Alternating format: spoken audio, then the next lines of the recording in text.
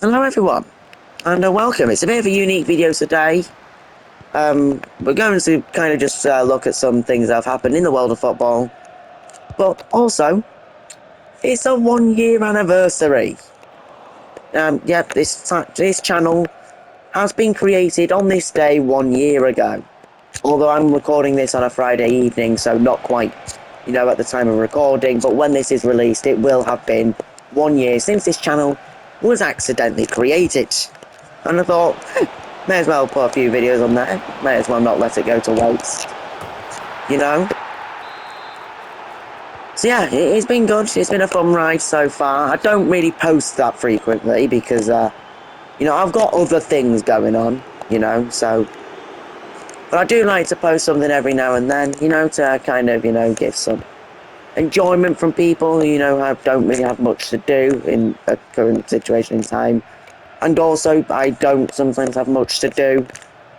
But yeah, I mean, if you ever want... By the way, as of now, I'm 62 subscribers. If you like to, add to that total, then you can, tap that random button that is provided with the video sub. Also, you can hype videos as well now. That's a recent thing. It allows them just to gain more attention. So, if you wanted to hype a video, then you can also do that as well. Although you don't have to. You don't have to. It's perfectly fine if you don't. There's no legal requirement, behind all this. In the majority of the world, we live in a free society here. So, yeah. In terms of some random stuff going on in the footballing world, obviously there was the incident over the Africa Cup of Nations, which is still going on, like over 2 months after the final.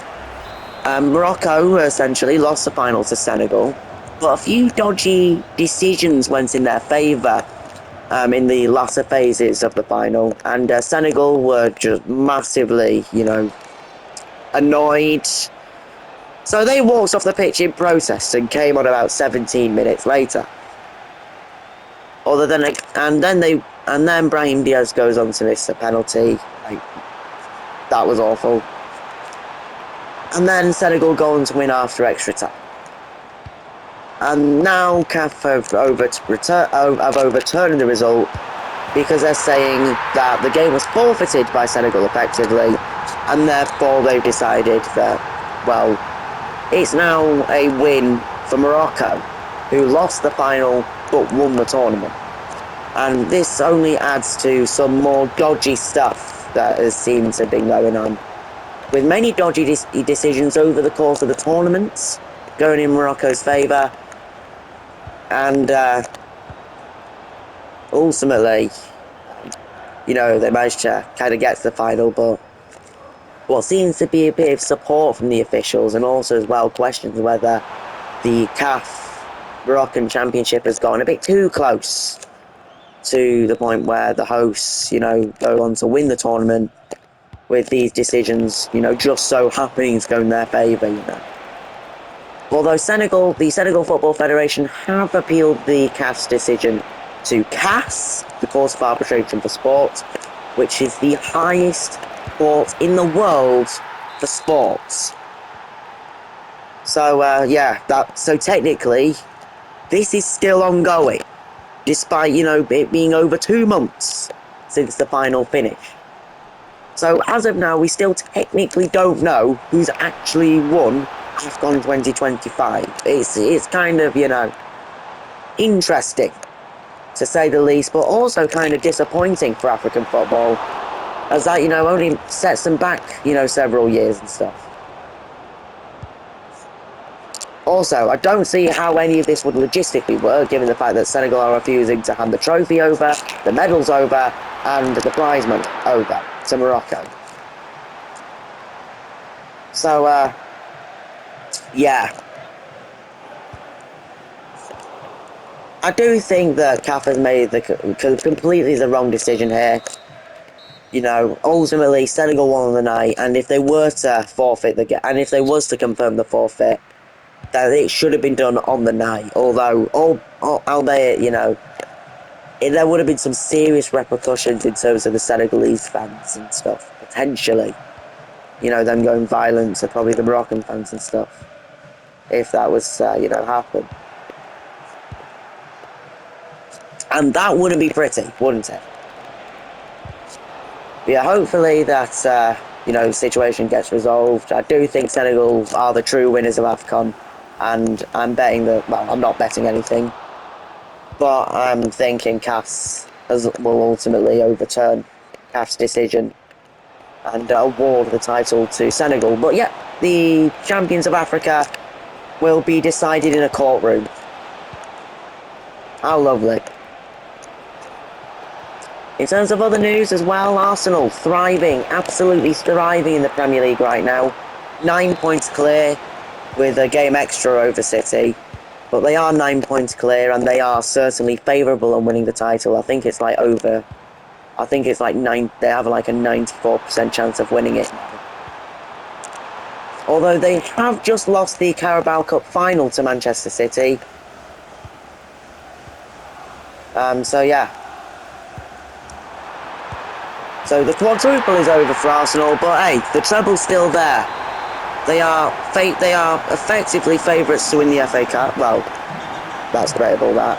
I mean, they are most likely to win the FA Cup compared to any other team, also the Champions League as well, and, well, of course, the Premier League, where they are basically the favourites of the team. But, yeah. Still, though, in terms of Liverpool, they've had a really, really dodgy season. 10 defeats in 31 games now in the Premier League. In a full 38-game season, the last time they lost 10 games was in the 2015-16 season, where Leicester won the Premier League title.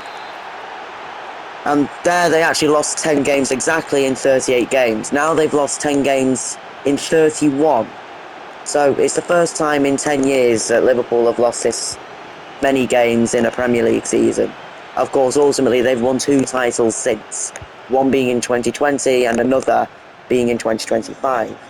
But staying on Liverpool, Mo Salah is leaving at the end of the season. I mean, what a legend he has been for the club.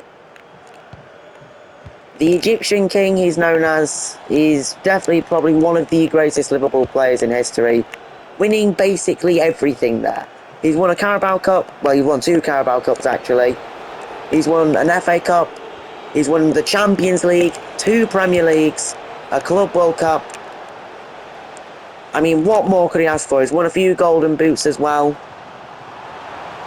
So yeah, Salah, a brilliant time at Liverpool, and will certainly go down as one of the best players in Liverpool's history and in the Premier League's history as well. And will be, well, remembered, especially, But yeah, hopefully he, enjoys his time when he does leave the club. Also, Roy Hodgson is now taken over as the interim coach of Bristol City. In his late 70s now. So, yeah.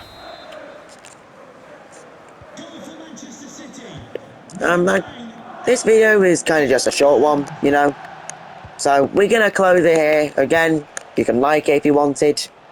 You can dislike it if you wanted. I mean, I don't think YouTube should have taken away the dislike count total. If you don't like the video, you're being honest, yeah?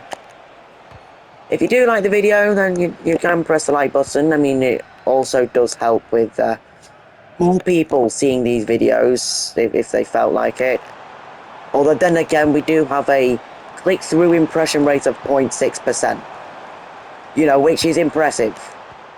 But I mean, it isn't. I'm just being sarcastic here. But never mind. I mean, I just enjoy looking at numbers. So, I just so happen to know that we have a click-through impression rate of 0.6%. And also, in a Football Manager simulation, we have witnessed Tottenham win the treble. So, yeah. yes, in fact, we haven't spoke about Tottenham yet. On the brink, well, Could they be relegated? Will they be relegated? I mean, they've just lost to Nottingham Forest 3-0. You know, who are relegation rivals. So, yeah. But I guess we'll call it a day now, because this game that I'm playing, which I'm winning 4-3, now 5-3, is about to finish. So, we'll call it a day here. Happy birthday to Danish Friends. And, yeah, see you in a bit, I guess. Actually, I won't see you. You can't see my head. My head isn't usually shown. But, anyways, I'm gonna go now. Bye.